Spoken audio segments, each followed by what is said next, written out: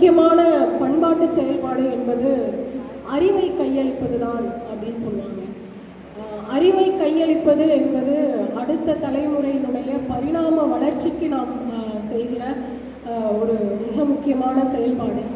அதை எந்த அந்த என் பணி என் கடன் பணி செய்து கிடப்பதே அப்படின்னு சொல்லுவாங்க இல்லையா, அந்த மாதிரி எந்த விதமான பாராட்டுதல்களையும் எந்த விதமான பிரதிபலன்களையும் எதிர்பாராமல் ஒரு மனிதரால் இடையறாது செயல்பட்டு கொண்டே இருக்க முடிகிறது அப்படின்னு சொன்னால் அதற்கு உதாரணமாக ஒருவரை காட்ட வேண்டும் என்று சொன்னால் தோழர் தமிழ்ச்செல்வன் அவர்களை காட்ட முடியும். இந்த புத்தகத்தை பொறுத்த வரைக்கும் இது அவர் தமிழ் இலக்கிய உலகிற்கு அளித்திருக்கிற மிகப்பெரிய கொடை. ஒரு காலத்தில் சொல்லுவார்கள், மிகப்பெரிய இலக்கிய விமர்சனங்கள்லாம் ரொம்ப பெரிய அளவில் நடக்கும். கலைக்காக என்று பேசுகிற ஒரு கூட்டமும் கலை மக்களுக்காக என்று பேசுகிற இலக்கியவாதிகளும் இருந்த ஒரு நிலை இருந்தது. அவர்கள் மிக காத்திரமாக பேசிக்கொண்டும் எழுதி கொண்டும் மணிக்கொடி காலத்திலிருந்து பிறகு எழுத்து பத்திரிகை வந்த காலத்திலிருந்து ஒரு தரப்பு அப்படி பேசிக்கொண்டே இருக்கும்போது கைலாசபதி, சிவத்தம்பி போன்றோரெல்லாம் அதற்கு மிக காத்திரமான எதிர்வினையை கொடுத்து கொண்டிருக்கிறார்கள். முன்னாடி நான் சென்னையில் இருக்கும்போது அங்கே இருந்த மற்ற கலை மக்களுக்காக என்பது இல்லாத சில தோழர்களோடு நண்பர்களோடு பழகுகிற வாய்ப்பு கிடைக்கும் போது அவர்கள் வெங்கட சாமிநாதன் பற்றியும் அவர்களுடைய விமர்சன முறைகள் பற்றியும் எல்லாம் சொல்லுவார்கள். அப்பொழுது எப்படியான விமர்சனங்கள் எல்லாம் வரும். எழுத்து ஒரு சிறுகதையை ஒரு எழுத்தாளர் எழுதி அது ஒரு சிறு பத்திரிகையில் பிரசுரமான உடனே அதற்கு ஒரு பெரிய விமர்சனங்கள் வரும். அப்படி விமர்சனங்கள் எழுத்தை செழுமையாக்கிய அரசியல் விவாதங்களை உருவாக்கிய ஒரு காலம் என்று இருந்து கொண்டிருந்தது. ஆனால் இப்பொழுது எழுத்து என்பது மிக ஒரு குழுவாதமாக மாறி தங்களுக்குள்ளாகவே அது ஒரு சில பத்திரிகைகளின் குழுக்களாக மிகவும் சுருங்கி போயிருக்கிற ஒரு சூழலில் ஆக்கப்பூர்வமாக மார்க்சிய வரலாற்று பொருள் முதல்வாத பின்னணியில் ஒரு நூல் ஒட்டுமொத்த தமிழ் சிறுகதையை ஆய்வு செய்திருக்கிறது என்றால் அது தமிழினுடைய இந்த புத்தகம்தான் என்று சொல்ல முடியும். இந்த புத்தகத்தில் இருக்கிற எழுத்தாளர்களினுடைய ஒட்டுமொத்த அந்த சிறுகதைகள் எல்லாவற்றையும் வாசித்து அவர்களுடைய வாழ்க்கை பின்புலத்தோடு சேர்த்து அவர் பேசுகிற போது ஒரு மார்க்சிஸ்ட் தொழிலாளி வர்க்கத்தின் பார்வையில் இருந்தும் அதே போல சாதி ஒழிப்பு பார்வையில் இருந்தும் பெண் விடுதலை பார்வையில் இருந்தும் இந்த சிறுகதைகளை அணுகியிருப்பதாக நாம் கொள்ளலாம். அப்படித்தான் அவர் மாதவையா கதைகளை சொல்லுகிறார் நமக்கு. நாம் இதற்கு முன்னால் அப்படி ஒரு எழுத்தாளரை நானெல்லாம் கேள்விப்பட்டதே கிடையாது. இந்த புத்தகத்தில் தான் அறிமுகமாகிறார்கள். ஆனால் 1915-16 காலகட்டத்தில் சுயசாதி எதிர்ப்பு குறித்து ஏணியற்ற நிலையம் என்ற ஒரு சிறுகதையை அவர் எழுதியிருப்பதாக அந்த சிறுகதை வாவேசு ஐயரினுடைய அந்த குருகுலத்தில் நடந்த அங்கு உணவு பரிமாறும் போது நடந்த ஏற்றத்தாழ்வுகளை பார்த்து அதிலிருந்து வெளியேறி அவர் அதற்கு எதிராக அந்த கதையை எழுதியிருப்பதாக தோழர் அந்த இதில் சொல்லியிருக்காங்க. அந்த மாதிரி புதுமை பித்தன் பற்றி சொல்லும் பொழுதும் சரி, புதுமை பித்தனை பொதுவாக அந்த பக்கமும் உரிமை கொண்டாடுவாங்க, இந்த பக்கமும் உரிமை கொண்டாடுகிற ஒரு போக்கு என்பது இருக்கு. நம்மளும் அவர் உழைக்கும் வர்க்கத்தை பற்றி எழுதியிருக்காரு அப்படின்னு சொல்லுவோம். கலைக்காக இருக்கிறவர் இல்லை, அவர் எங்களுக்காக தான் எழுதியிருக்காரு அப்படின்னு சொல்லுவார். சிவத்தம்பி சிறுகதையின் தோற்றமும் வளர்ச்சியும் ரொம்ப ரொம்ப நுட்பமாக ஒரு இடத்தில் சொல்லியிருப்பார். புதுமை பித்தன் இந்தியாவில் அவருடைய காலகட்டத்தில் நடந்த அரசியல் ஒருமைப்பாடு இருக்கிறது அல்லவா, அப்போ சுதந்திர போராட்டத்திற்காக நடந்த அரசியல் ஒருமைப்பாடு சமூக வாழ்வில் ஒருமைப்பாடாக மாறவில்லை என்பதை அவர் ரொம்ப துலக்கமாக கண்டுபிடித்து அதன் மீது எள்ளலாகவே தன்னுடைய கதைகளை எழுதியிருந்தார் என்கின்ற நுட்பமான பார்வையை சிவத்தம்பி வைத்திருப்பார். அதே போல் தோழர் தமிழ்ச்செல்வன் அவர்கள் புதுமை பித்தன் குறித்த அனுமானத்திற்கு வரும் பொழுது அவர் நம்மவர். அவர் தொடர்ந்து மத்தியதர வாழ்க்கையில் இருந்த கஷ்டங்களையும் அன்றாட பிரச்சனைகளையும் எழுதினார். அதுதான் அவருடைய செல்லம்மாள் கதையாக இருந்தது. அவர் எழுதிய இன்னும் பிற கதைகளாக இருந்தாலும் எல்லா கதையிலும் அவர் நடுத்தர வர்க்க வாழ்க்கையை எழுதினார் என்று சொல்கிறார். இந்த அனுமானங்களுக்கெல்லாம் நான் ரொம்ப ஆசையா இல்லை, ஒரு குறுகுறுப்போட இந்த தொகுப்புல இவர் பத்தி என்ன சொல்லியிருப்பார் அப்படின்னு தேடினது மௌனியை பத்தி. மௌனியை பற்றி தமிழ்ச்செல்வன் என்ன முடிவுக்கு வரார்? ஏன்னா நான் சென்னையில் இருக்கும்போது புதுமை பித்தன் கதைகள்லாம் ஓரளவுக்கு வாசிச்சிட்டேன். மௌனியை பற்றி வாசிக்க சொல்லுவாங்க அங்கே இருக்கிற தோழர்கள். ஆனால் அதே ஆட்கள் தான் என்ன சொல்லுவாங்கன்னா, தமிழ்ச்செல்வனை வீணாக்கிட்டீங்க, நீங்கள் இயக்கத்துக்கு வந்து தமிழ்ச்செல்வன்ற ஒரு எழுத்தாளர் இல்லாமல் போயிட்டாரு அப்படின்னு சொல்லி எல்லாம் கூட பேசுவாங்க. அப்போது அவங்கள்ட்ட அவங்கள்ட்ட நான் சொல்லுவேன், நான் ஜிந்தாபாத் ஜிந்தாபாத் படிங்க, ஜிந்தாபாத் ஜிந்தாபாத் மாதிரி நீங்கள் ஒரு நாவலே இருக்கு. அது ஒரு நாவல் ஆக்சுவலி 1978 2002 அவர் ரிசைன் பண்ண வரைக்கும் நடந்த அரசியல் பொருளாதார மாற்றங்கள் எல்லாமே அதில் அப்படியே வரும். அதோட ரொம்ப எனக்கு அதில் பிடிச்ச விஷயங்கள் என்னன்னா, தோழர் வந்து ஒரு தொழிற்சங்கவாதியாக எப்பவுமே அவர் அப்படிதான் இருக்காருன்னு நினைக்கிறேன். இன்னைக்கு கூட எனக்கு தோழர் தமிழ்னா உழைக்கும் வர்க்கத்தின் இலக்கிய ரெப்ரசன்டேட்டிவ் அப்படிதான் சொல்ல தோணும். அவர் வந்து உழைக்கும் வர்க்கம்னா பெண்கள் உள்ள வந்துடணும், ஒடுக்கப்பட்டவர் விடுதலையும் உள்ள வந்துடுது. அப்போது தோழர் தமிழ்ச்செல்வன் என்றால் உழைக்கும் வர்க்கத்தினுடைய இலக்கிய பிரதிநிதியாகத்தான் அவர் வந்து தொடர்ந்து இயங்கி கொண்டிருந்தது.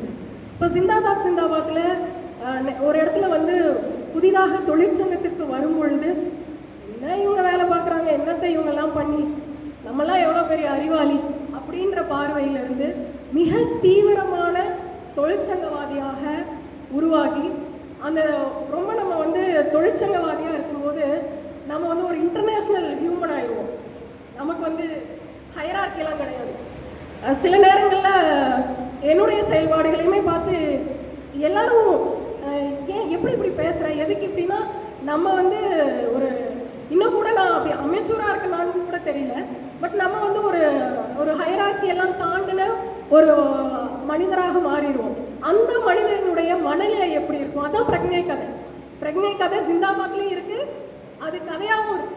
அது வந்து அப்படியான ஒரு ஒரு ஒரு டிரான்ஸ்ஃபர்மேஷனுக்குள்ள தோழர் வந்து அதில் ஒரு இடத்துல தோழர் சொல்லுவாங்க, ரொம்ப தீவிரமாக நம்ம தொழிற்சங்கம் பற்றி பேசுகிறோம், பேசி கூலி உழைப்பு உபரி இதெல்லாம் பற்றி பேசி முடிச்சு, இந்த முதலாளிகிட்ட இருக்கிறது நம்முடைய உழைப்பினால் வந்த லாபம், அதுதான் அந்த உபரி தான் இருக்குது அப்படியெல்லாம் அவர் பேசும்போது, சரி தோழர் ஏதோ கூட்டத்தில் பேசணும்னு பேசுகிறாரு, அதையெல்லாமா பெருசாக எடுத்துக்கிட்டு அப்படின்னு சொல்லும்போது, ஒரு லட்சியவாதிக்கு வர்ற ஒரு பெரிய மனத்தாங்கல் இருக்கு இல்லையா, அந்த இடம்லாம் வந்து நம்ம ஒரு எஸ்எஃப்ஐயில் அந்த மாதிரி செயல்பட்டுட்டு இருந்த தோழர்களுக்கு எல்லாமே அதோட கனெக்ட் பண்ணிக்க முடியும். நம்ம வந்து பேசி முடிச்சுட்டு வந்தோடனே சரி அது கூட்டத்தில் பேசுகிறாங்க, கல்வியெல்லாம் வியாபாரமயமாக்கூடாதுன்னு சொன்னால் அதெல்லாம் நடக்கிற கதையா அப்படின்றப்ப, ஆனால் நமக்குள்ள ஒரு லட்சியம் இருக்கும், இல்லை அது நடக்கும் அப்படின்னு. அதை பார்க்கும் பொழுது நமக்கு எப்படி இருக்கும். அதுக்கப்புறம் அவர் வந்து இல்லை அந்த தோழரை நம்ம எப்படி பார்க்கணும், அவங்க வந்து ஒரு சாமானியர், எல்லா வாழ்க்கையினுடைய ஒரு நடுத்தர வாழ்க்கையினுடைய எல்லா சிக்கல்களும் இருக்கிற ஒரு மனிதர் எப்படி வந்து இருப்பாங்க, அவங்கள அரசியல்படுத்த வேண்டிய கடமை ஒரு தொழிற்சங்கவாதிக்கு எப்படி இருக்கு அப்படின்னு சொல்லிட்டு பேசிக்கிட்டே வரும்போது, அந்த விவசாய பண்ணை போராட்டம், அந்த போராட்டத்தில் வந்து தோழர்கள் வந்து பேசி அந்த பெண்களுக்காக பேசுகிறோம், இப்படி அதுவே ஒரு பெரிய நாவல். அப்புறம் அவருடைய பேசாத பேச்செல்லாம்லாம் ரொம்ப பர்சனலாக இருக்கிற மாதிரி இருக்கும். ஆனால் தமிழ்ச்செல்வன் அப்படின்னாலே எப்பொழுதும் சுய விமர்சனம் செய்து கொண்டே இருக்கிறார், எப்பொழுதும் தன்னை வந்து பொலிட்டிக்கல் கரெக்ட்னஸோட வச்சுக்க முயற்சி பண்ணிக்கிட்டே இருக்கிறார், எப்பொழுதும் ஒரு குற்ற உணர்வோடு இருக்கிறார். இது பண்ணல அது பண்ணல, சார்வாகனை பற்றி எழுதலை, அப்புறம் வந்து சீசு செல்லப்பாக்கிட்ட பேசலை, இதெல்லாமா ஒரு மனுஷனுக்கு குற்ற உணர்வாக இருக்கிறது, எத்தனை தூக்கி சுமக்கிறது, அப்புறம் வந்து ஃப்ரெண்டோட கவிதைகள் எல்லாம் பதிப்பிக்கிறதுக்கு உதவல. ஒரு மனிதன் இவ்வளவு இலக்கமாக இப்படி இருக்கிறது இருக்குல்ல, அது வந்து ஒரு கம்யூனிஸ்டால தான் இருக்க முடியும்னு நான் ரொம்ப தைரியமாக சொல்லுவேன். ஒரு மார்க்சிஸ்டால, ஒரு கம்யூனிஸ்டால, ஒரு பொது உடைமை சித்தாந்தவாதியால தான் இவ்வளவு மானுட அன்பு சுரக்கிற ஒரு மனிதனாக இருக்க முடியும் அப்படின்றதான். அவருடைய உலகம் வந்து ரொம்ப பெருசு. எங்கேயோ பனி இருக்கிற அந்த காஷ்மீர், அந்த வடக்கு ஒரு பனிக்காட்டுக்குள்ள இருந்து அங்க இருக்கிற பட்னாகர் குடும்பம், அங்க இருக்கிற சர்மா, இவ்வளவு பேர். அதுக்கப்புறம் வந்து இங்க வந்து அவருடைய பால்யம், அதுக்கப்புறம் அங்க போனது, தபால் நிலையத்துக்கு வந்தது, அதுக்கப்புறம் அறிவொளி இயக்கத்துல வந்து ஏராளமான தோழர்களோட, ஏராளமான மக்கள், உழைக்கும் மக்களோட வந்து அவருடைய உறவு, அந்த அனுபவம் இருக்குல்ல, அது வந்து அவ்வளவு பெரிய இந்த மூளை வந்து அவ்வளவு நினைவுகளை சதா வந்து அசை போட்டுக்கிட்டு சுமந்துக்கிட்டே இருக்கு. அதுல நான் எனக்கு வாசிச்செல்லாம் முடிக்கும் போது என்ன தோணுச்சுன்னா, அதுக்குள்ள நம்ம மேலேயே ஒரு அன்பு இருக்கு. என்னையும் அவர் மகன் சொல்றாரு. எவ்வளோ மனுஷங்களை பார்த்துருக்குறாரு, எவ்வளோ பேரோட, எவ்வளோ எழுத்தாளர்கள் எவ்வளோ வாசிச்சிருக்காங்களோ அவங்களுக்குள்ள எத்தனை கதாபாத்திரங்கள் ஓடிட்டு இருக்கு. அதெல்லாம் அது எல்லாத்துக்குள்ளேயும் ஒவ்வொரு தனி மனிதர்கள், ஒவ்வொரு தனித்தனி தோழர்கள் மேலேயும் அன்பு சுரக்கிற ஒரு மனிதராக அவர் இருக்கிறார் அப்படின்றதுக்கு இந்த தத்துவம் தான் அடிப்படையாக இருக்கு அப்படின்னு நான் நம்புகிறேன். மௌனி பற்றி பேசிட்டு இருந்தேன் இல்லையா, சாரி. மௌனி வந்து எனக்கு வந்து படிச்சுட்டு புரியல, நிஜமாவே எனக்கு வந்து மௌனியை பற்றி படிச்சுட்டு பெருசாக புரியல. அப்புறம் ஆனால் கொஞ்சம் நம்ம கொஞ்சம் கவிஞர்ன்றதுனால அந்த சொற்சேர்க்கையெல்லாம் இருக்கு இல்லையா, அதெல்லாம் நல்லா இருந்துச்சு. அதுக்கு மேலே வந்து எனக்கு அது வந்து அதில் இருந்த காதல் கொஞ்சம் புரிஞ்சுது. அதை தாண்டி அதை உள்வாங்கிக்கிறது, அந்த தத்துவ விசாரணை அதெல்லாம் நம்மளுக்கு வரல, அந்த தரிசனம்லாம் நம்மளுக்கு வரல. அப்புறம் இது என்னடா மௌனினா பெரிய ஆளுன்னு சொல்கிறாங்களேன்ட்டு எனக்கே ஒரு தாழ்வு மனப்பான்மை வந்துருச்சு. அப்புறம் நான் 2 தடவை படிச்சுட்டு இது ஆகிறதில்லை. அப்போ வேற நிறைய கூட்டங்களுக்கெல்லாம் போவோம் பேச, சரி இதுக்கெல்லாம் நம்மளுக்கு நேரம் இல்லைன்னு சொல்லிட்டு ஒதுக்கி வச்சாச்சு. ஸோ எனக்கு மௌனியை பற்றி தோழர் என்ன சொல்லியிருக்காரு அப்படின்னு போட்டு உடைச்சார் திருமூலர் சார். ஏன்னா வந்து மௌனி தான் வந்து தமிழ் இலக்கியத்தினுடைய திருமூலர்னு சொல்கிறாங்க. அப்படி ஒன்றும் இல்லைன்னு சொல்கிறாங்க. நீங்கள் வந்து சமகாலத்தில் உங்களுடைய சக மனிதனுடைய வாழ்க்கை பற்றி எதுவுமே எழுதாமல் ஒரு கனவு உலகத்தில், ஒரு கற்பனாவாதத்தில் உளவியல் சார்ந்து எழுதுறதுன்னு சொல்கிறாங்க. உளவியல் சார்ந்து எழுதுறதுன்னா பிரக்னை தான் உலகியல் சார்ந்து எழுதுறது. தீஜா எழுதினார்ல பெண்களுடைய பாலியல் சிக்கல்கள் பற்றியெல்லாம் எழுதாருங்களா, அதுதான் உளவியல் சார்ந்து எழுதுறது. ஒரு தொழிலாளியினுடைய, ஒரு ஊழியனுடைய மனநிலை என்னன்றதை தானே பிரக்னை பேசுது. அதைத்தானே வந்து தீஜாவினுடைய கதைகள் எல்லாமே பேசுது. அதைத்தான் அவர் வந்து தர்மன்ற கேரக்டரில் எழுதி சொல்லியிருப்பார். இன்னும் ஏராளமான கதைகளில் தீஜா அதைத்தான் பேசியிருப்பார். அப்போ உளவியல்னா இந்த இது என்ன உளவியல்னே தெரியலையே அப்படின்னும் போது, அப்போ ஒரு இடத்துல வந்து ஜமாலன் வந்து ஒரு பயங்கரமான ஒரு விமர்சனத்தை ரொம்ப துல்லியமாக வைக்கிறாரு. என்னன்னா அது இந்த புத்தகத்தில் இருக்கு. ஜமாலன் என்ன சொல்றாங்க அப்படின்னா, அந்த காலகட்டம் என்பது அந்த தேசியவாதம், அந்த பிராந்தியவாதம் முன்னுக்கு வந்து அந்த பார்ப்பன இதை ஒட்டுன தேசியவாதம் வந்து பின்னாடி போற காலத்துல அவர் வந்து அந்த தன்னுடைய பண்பாட்டு கூறுகளை நிலைநிறுத்திக்கிறதுக்காக உளவியல் விஷயங்கள் மீது ஏற்றி அந்த சங்கீதம் அது எல்லாத்தையும் நிலைநிறுத்திக்கிறதுக்கான ஒரு முயற்சியா வந்து மௌனி அதை பண்ணியிருக்காரு அப்படின்னு சொல்லிட்டு சொல்றாங்க. எனக்கு அது கொஞ்சம் ஏற்றுக்கிற மாதிரியான ஒரு விமர்சனமா இருக்குது.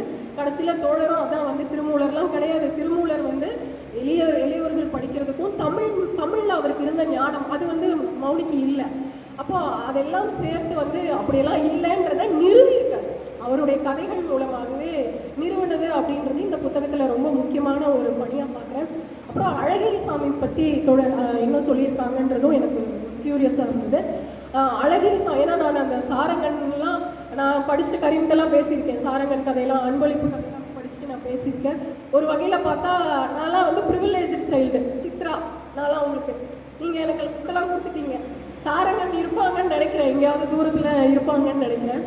அப்போ அந்த கதைகளில் அதை விட அந்த முருகேசன் பிள்ளைன்னு வரல, அது பாவனைகளில் வர்ற பையனாக இருக்கான். அதே மாதிரி அந்த நம்முடைய மீடியம் கதையில் வர்ற கேரக்டரும் நான் இந்த தோழர் எழுதியிருக்கிற இந்த புத்தகத்தில் ஒரு 26 பேரை படிச்சிட்டேன். அவ்வளோதான் தோழர் படித்தேன். உண்மையை சொல்லி 26 பேர் படித்தேன், சூஸ் பண்ணி படித்தேன். அந்த 26 பேரில் தோழரை வந்து ஒரு ஒரு ஒரு ஒரு வாரிசு, ஒரு லெகசியை வந்து பின்பற்றி வர்றாருன்னு சொன்னால் அழகிரி சாமியை வந்து சொல்ல முடியும் அப்படின்னு புதுமை பித்தன் அழகிரி சாமியை சொல்லலாம்னு தோணுச்சு. ஏன்னா அவங்க 2 பேரினுடைய நிறைய கதைகளை வந்து தமிழினுடைய கதைகளோடு சேர்த்து பொருத்தி பார்த்துக்க முடிஞ்சுது அப்படின்றதான் என்னுடைய புரிதலாக இருந்தது. இன்னும் இந்த புத்தகத்தை வாசித்து நம்முடைய மார்க்சிய சிந்தனா மரபின் அடிப்படையில், ஏன்னா ஸ்கூல் ஆஃப் தாட் நிறைய இருந்தாலும் இன்னைக்கு வந்து இந்த ஸ்கூல் ஆஃப் தாட்டெல்லாம் போய் பத்திரிகைகள் சார்ந்த விமர்சனங்களாக அதெல்லாம் குறுகி நிற்கிற காலத்தில் மிக நம்பிக்கையாகவும் மிகவும் வழிகாட்டியாகவும் இருக்குது. இறுதியாக ஒன்று சொல்லி நான் முடிக்கணும்னு நினைக்கிறேன். நீங்கள் தோழர் சொல்லியிருப்பாங்க, அழகிரி சாமி அவர்களுடைய 14 ஆண்டு எனக்கு வந்து அவரோட பழக்கம். ஆனால் அந்த உருவமெல்லாம் அழகிரி சாமி கிடையாது. அவருடைய ராஜா வந்திருக்கிறார். அந்த மாதிரி அந்த கதைகளின் வழியாகத்தான் நான் வந்து இன்னமும் அவர் இருக்காரு, நான் பார்த்துட்ருக்கேன் அப்படின்னு சொல்லிட்டு. அதே மாதிரி தான் எங்களுக்கு நீங்கள் உங்களுடைய சிறுகதைகள் மூலமாகவும் உங்களுடைய ஜிந்தாபாத் ஜிந்தாபாத் மாதிரி, பேசாத பேச்செல்லாம் மாதிரி, இருளும் ஒளியும் உள்ள காமிச்சிருக்க இசக்கி அம்மாள் மாதிரியான உங்களுடைய படைப்புகள் வழியாகவும் ஒருபோதும் தன்னை முன்னிறுத்திக்காத, இயக்கத்திற்காக தன்னை கரைத்துக்கொள்ள எப்பொழுதும் தயாராக இருக்கிற ஒரு மனிதராக நீங்கள் 100 ஆண்டு வாழ்ந்து நாங்கள் இன்னும் சேர்த்து நினைவு வைத்துக் கொள்ளும்படியான, உங்களை பின்பற்றும்படியான படைப்புகளை நீங்கள் எழுத வேண்டும். அப்படியான படைப்புகளின் வழியாக எனக்கும் என் பிள்ளைக்கும் அடுத்தடுத்த தலைமுறைக்கும் நீங்கள் என்றும் எங்களோடு இருக்க வேண்டும் என்று இந்த நேரத்தில் கேட்டுக்கொண்டு எல்லோருக்கும் நன்றி கூறி அமர்கிறேன். நன்றி.